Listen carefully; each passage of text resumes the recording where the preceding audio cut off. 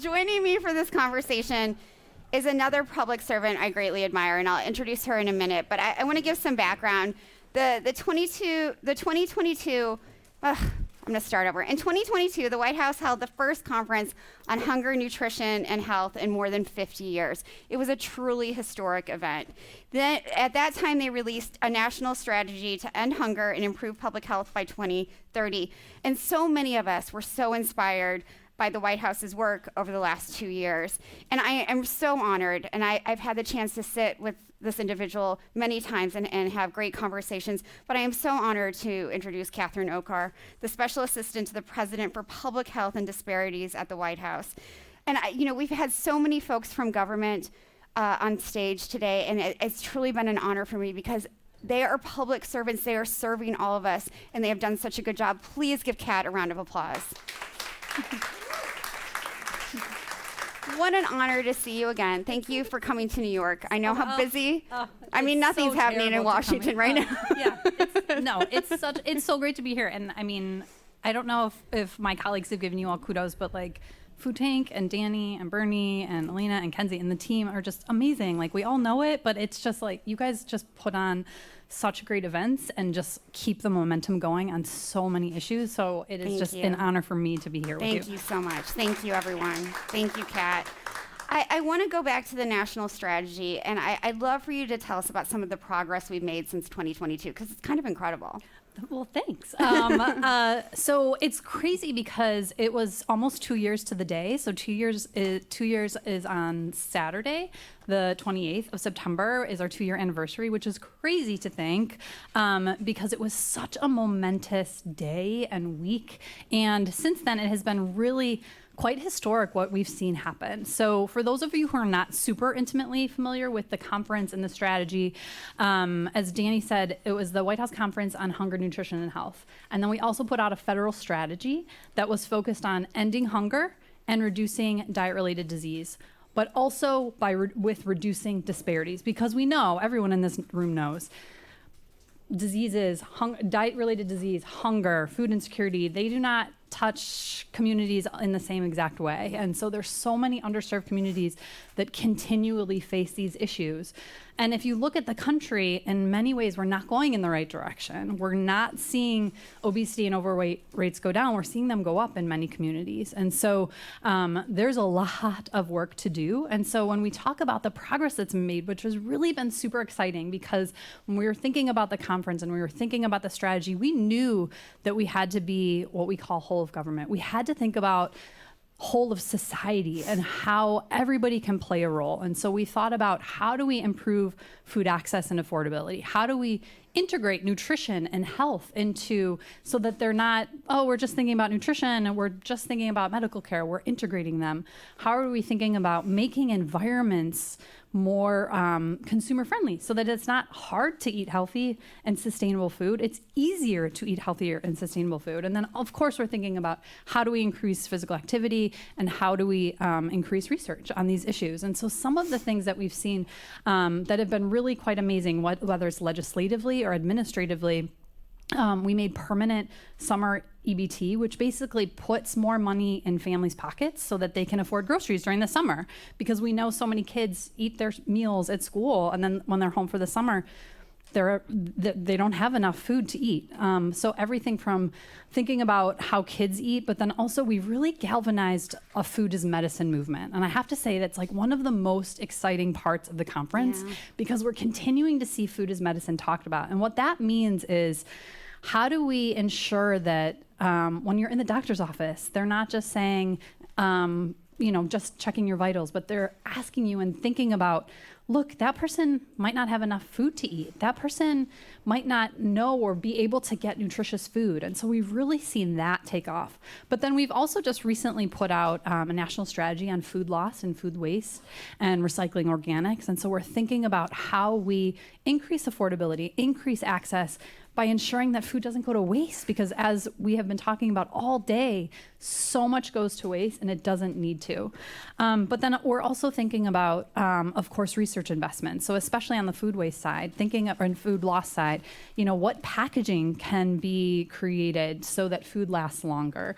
How do we better message to consumers about what a food date label means. And I know you were talking about this a couple panels ago, but how do you ensure that people know that food doesn't necessarily need to be wasted, maybe isn't necessarily bad, and how do you make sure that that trickles down all the way to local communities? So I could go on, and I know there's more questions, but there's so much has happened, but there's still so much to do. Yeah, and it's so robust. And what has impressed me a lot, Kat, is this whole of government approach. It's not just something in theory. I mean, we've had USDA and EPA here today on stage, but it's not just theory, it's happening in practice. What does that look like when you're coordinating all of these different folks from different federal agencies? Well, it's a little bit like being a translator, because if you think about federal agencies, and I know the federal government alone speaks its own language, but every federal agency kind of has its own language. And so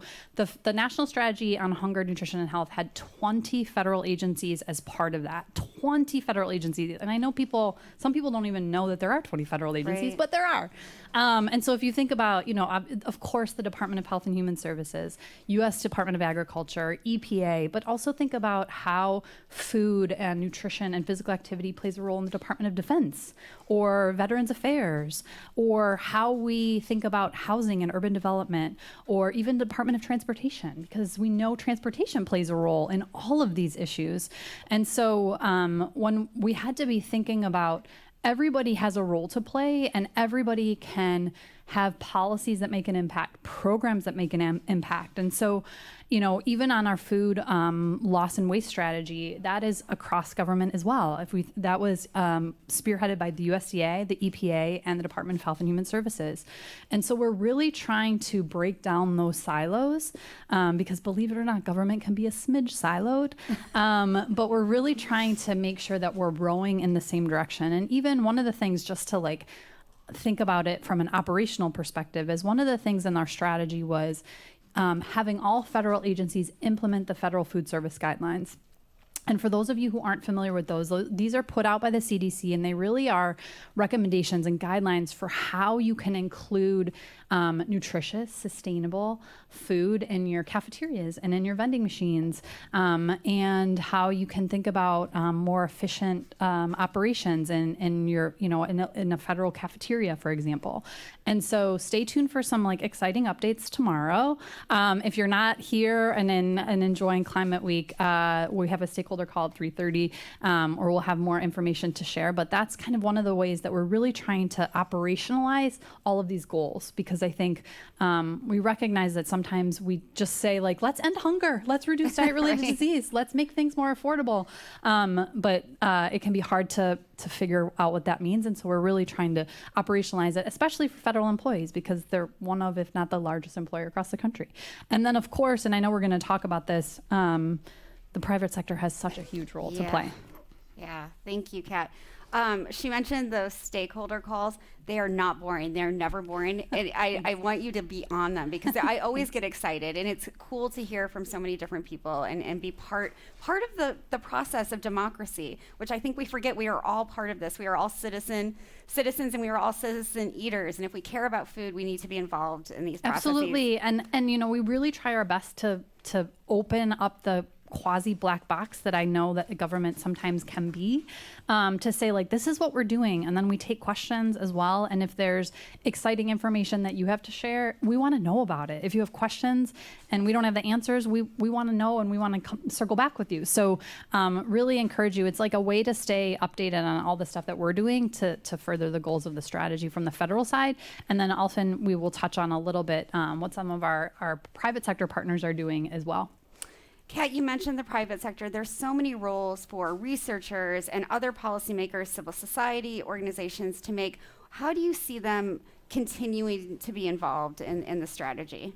I mean, they are hands down essential. I think, we often talk about the government as such a important player in this work, but without academia, without research, without the private sector, whether it's companies, whether it's investors, big or small, we can't do anything.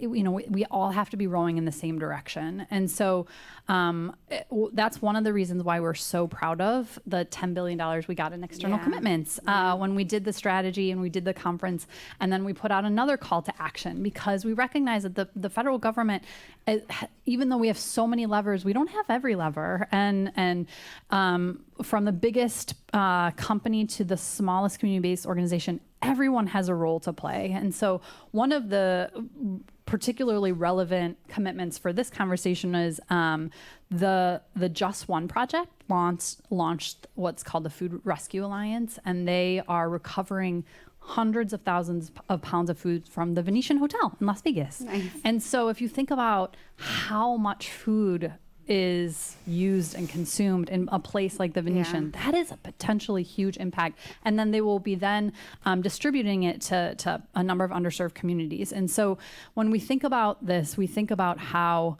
it can't just be the nonprofits of the world. It can't just be government. It has to be businesses too. And one of the best commitments we got from the conference too was $2.5 billion in private investment from venture capitalists, saying we're going to think about products and companies and invest in those companies that are talking the talk and walking the walk, and thinking about and investing in companies that are going to move the needle on healthy food and food insecurity. And so that's kind of the breadth of commitments that we need to actually make a difference. And it's been impressive, again, that those venture capitalists are investing in different kinds of people running different kinds of companies that, you know, we haven't heard from before. Black and brown folks, women entrepreneurs, folks from the non-binary community, people who have all this experience and entrepreneurial spirit, and they're being invested in, finally. Finally. It's so great.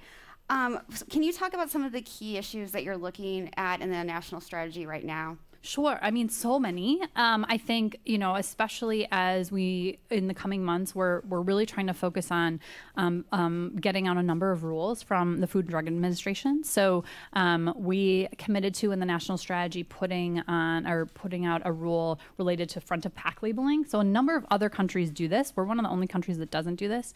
A label that says if a product is high in sugar or high in added fat, or high in fat, high in added sugar, high in sodium, so that when you're scanning, because everybody doesn't have 5 hours to spend in the grocery store, and food labels can be confusing, that you can just quickly scan and say like, oh, okay, that product's a little bit better than that product, and make a decision. And so that's one of the things that we committed to in the national strategy, which could be hugely transformative if you think about it. And not only for the consumer, but for food companies too, in terms of what they're thinking about in terms of what's in their products. But I also think, you know, and as we've talked about so much today, there's so much work to do. And I think as thinking about how we educate each other, you know, when you think about behavior change, especially relevant to this panel, food loss, and educating on the importance of pollinators and soils, it really has to start with our kids. And so, you know, knowing that kids know where their food comes from, or helping them realize that, and putting those options in front of them, and helping them be engaged, that they just don't think that their food just comes from a grocery aisle, but there is somebody who actually cultivated it, is so important. But I also think, you know, understanding, making sure that kids also, I as a nod to my own parents, we very much grew up with, there are starving children. You are not going to leave food on the table. And I think that has to, in some ways, there are starving children in this country and in other countries, and really recognizing and making sure that it's not just the parents, but the schools, the churches, the community centers that are really embodying these messages, whether it's food loss and waste, whether it's understanding and educating kids where their food comes from. And we have a number of programs at the federal government, but it also takes each one of us to do that in our daily lives. Yeah. It's a whole of society approach for real. We are sadly out of time. It was so great to talk to you. Thank you so much. Thank you so much, Danny. So please appreciate it. Please give Kat a round of applause.